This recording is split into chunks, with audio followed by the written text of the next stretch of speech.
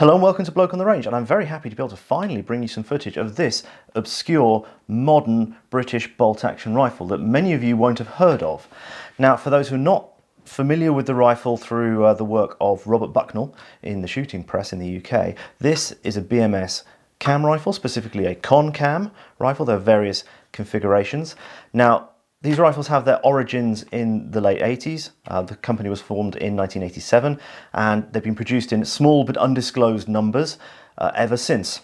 Now, the design's gone through various evolutions. Started off with a wood stock and flip-up sights, and it's sort of moved on. This particular one was made in 2014 and is a sample from that era that was put into an auction in the UK, and I won it. Because it's a sample, and this was not disclosed by the auction house, so I'm mildly miffed about that.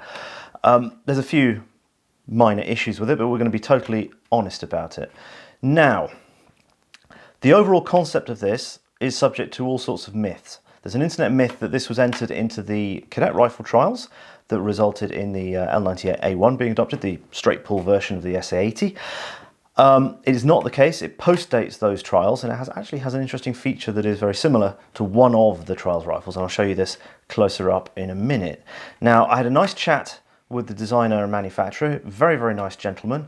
We actually spoke for about an hour and a half on the phone about this and guns in general, and it was great. And he told me about this one. This one has a 16-inch barrel. There aren't many of them done with a 16-inch barrel. Typically they're 20, but certainly in auctions you see between, well, 16 and 24. They're tapered barrels, always. He believes that to be more accurate. It's in 223 Remington. In fact, it's in 5.56 by 45 NATO with a NATO chamber. Takes STANAG magazines, and it's got a 22.5 degree bolt rotation angle. And you'll see why in a minute when we bring it onto the table.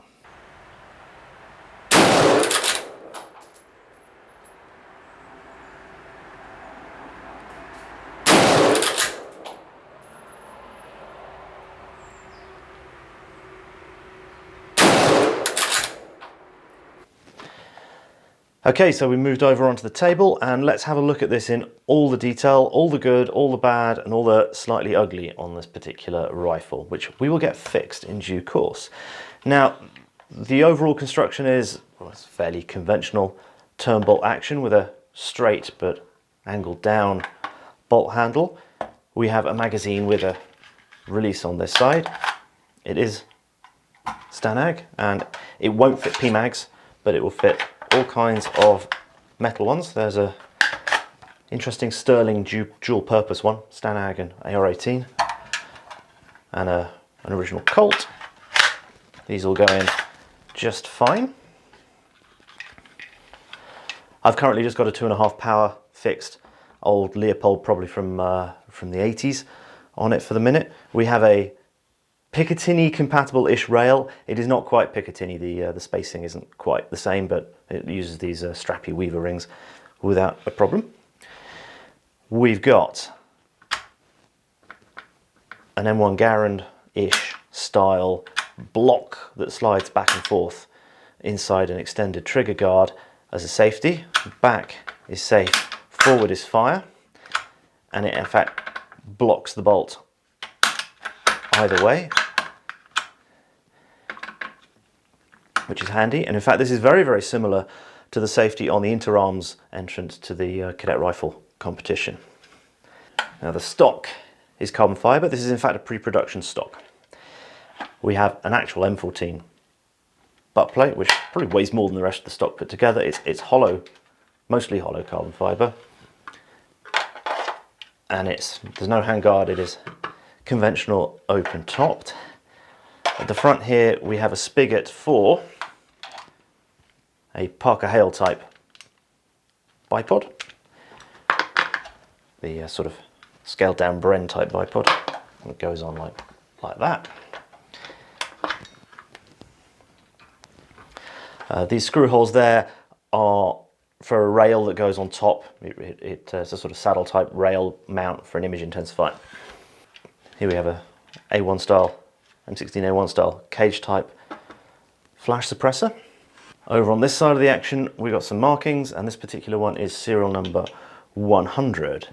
It cocks on closing, and a large reason for this is that the bolt angle of rotation is only 22.5 degrees, which should be a number ringing some bells in people's minds.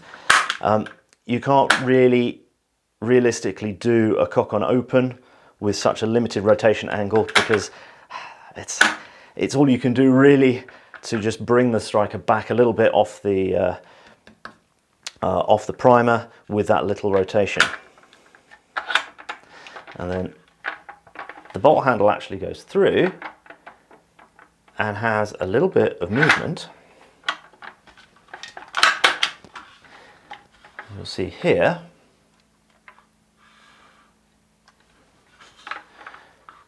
When you open the bolt, you've got a little bit of leverage. So your primary extraction comes from that. It comes from the bolt handle pivoting with respect to the bolt. Now, you don't really feel it in operation, but because you've only got 22.5 degrees, and you'll see exactly why in a minute, there is no inherent primary extraction up in here. So let's take it apart. So on the underside here, we have two screws, the main bedding screw here, and they're just crossheads. I think I should be replacing these with Torx. I'm just going to undo them evenly, because rather like a Swiss 1911 rifle, the positioning of the magazine housing and the trigger guard and everything is actually dependent on the stock. The new ones, this is pressed. The new ones are machined from solid and interface off the action, so they've taken the K31 solution. So here we've just got basically standard bolts and countersunk and anti-shake washers. To be honest, I'm not sure I approve of that choice, but easy enough to replace. Don't lose the anti-shake washer. Where are you?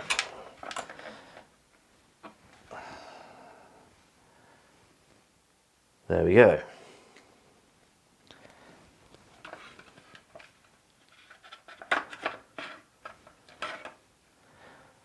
So that comes off there.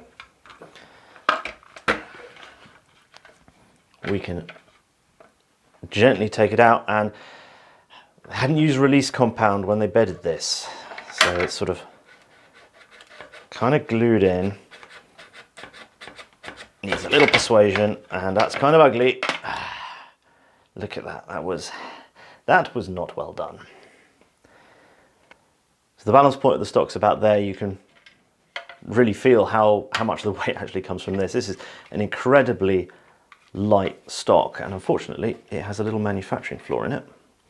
There, well, there's a stress concentration in the moulding, and that is not very pretty, and I will take this to a fiberglass repair company, for a carbon fiber repair company, and get that tidied up. But there we have the barrel channel. It's numbered to the rifle. More barrel channel, front bearing, up there to the tang, and then the underside is, yeah, fairly conventional. So let's put that over there. So this is a pressed trigger guard and magazine housing with the magazine release there, and you can see how the safety catch operates by bringing it forward and back, and that interfaces with the trigger mechanism, which we'll show in a minute. And there's some bits of welding here that are slightly suboptimal, shall we say, but apparently the new ones, I think I mentioned already, are machined from solid and much more adapted. So up to the action now, and on the underside you've got the opening for the magazine.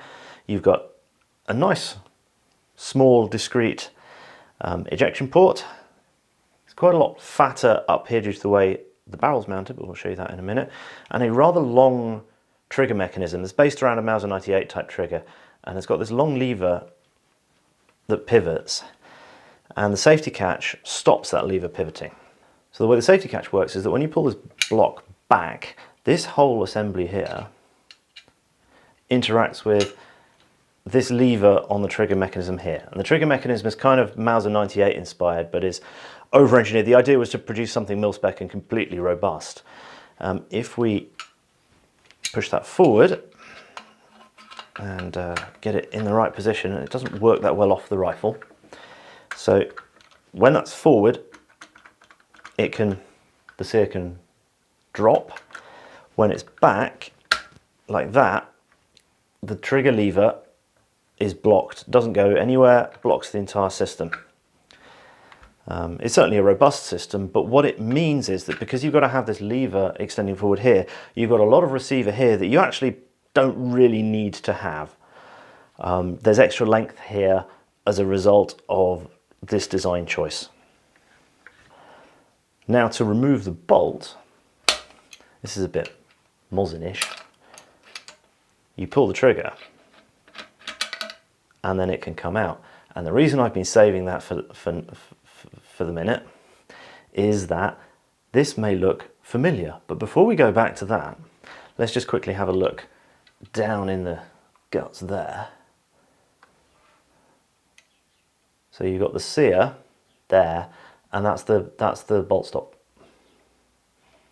And by pulling the trigger, you pull the bolt stop down. And under normal circumstances, the bolt stop is under spring tension, and you may be able to see, if I zoom right in, there you go, focus. So there is a little burr on it there that got drawn after about 20 odd shots. And then I did a little bit of dry work in the bolt and got the bolt on my face. So we shall fix that. The manufacturer is going to send me a new bolt stop and we will fix that. And the bolt stop interacts with this radius on this lug on the bottom of the bolt there. So, in case you were wondering why there was an M16 in the rack behind me earlier, you'll see why. This is a bolt action rifle built around an AR15 bolt head. And in fact, it's an AR15 bolt inletted into a bolt body. And this means that in the rifle, we have an AR15 bolt extension.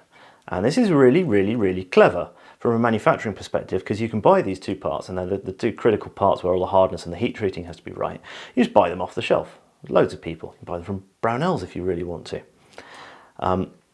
This is why there's the 22.5 degree bolt throw, because it's 7 lugs plus an extractor on an 8 pitch, and 22.5 degrees is a 1/16 of a turn. So you've got no primary extraction inherent in the system because these lugs are absolutely square. There's no, contrary to some popular belief, there is no way to get any primary extraction out of this system. The bolt head will just spin. And you don't even have the room for it. You couldn't even put a Mauser type or modern type cam in the receiver because there just isn't the space. These lugs are pretty fine as it is. There just isn't the space when they're engaged with the barrel extension. There's just no spare. There's just no spare room there. You can't. And in an AR15 system, it doesn't matter because you've got a bolt carrier going whack. You've got sort of dynamic primary extraction.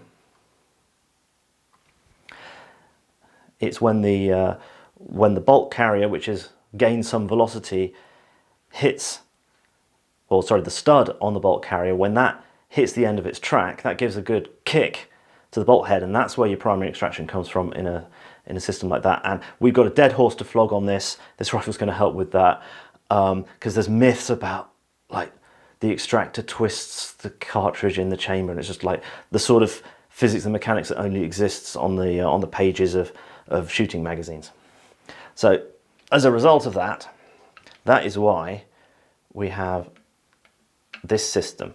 And that, to be honest, is super powerful because you've got a massive amount of up gearing in the leverage. Sorry, I've got the scope in the way and it's 0, so I don't want to take it off. So you really, even with a really sticky case, you don't feel this. So final bit of constructional details. The barrel is held in with a clamping nut that clamps the barrel extension against a seat inside the receiver, and the nut is internal here, whereas on an actual AR15 it goes around a male thread on the outside of the receiver. And there's actually no recoil lug in the system whatsoever.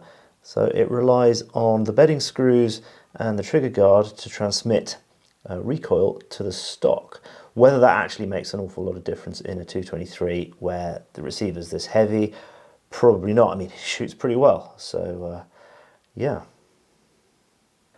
So what you've basically got is a Turnbolt system made up around an AR15 bolt head and barrel extension that gives a very short bolt rotation, a very short bolt throw, and the fact that there's this extra inch and a half here that you don't need doesn't matter too much, because the bolt doesn't go back further than necessary, and it's just a really, really cool piece, and I look forward to getting it into full working order and having an awful lot of fun with it. In the meantime, it has been out to the range for an initial blat.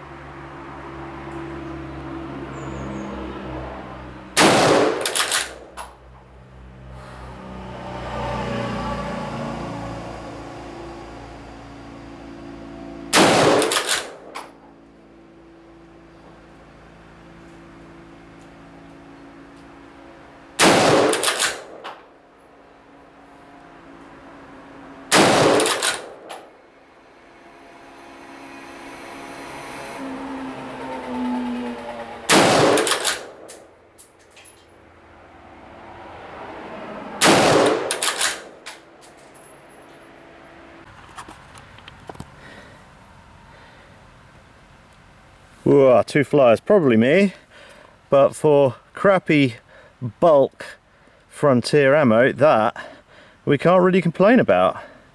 Straight out of the box. So the overall number of rifles produced is a closely guarded secret. I've seen serial numbers up to 120. That's an older pattern. The new pattern will go higher. I don't know. If someone buys one, let me know what serial number it is.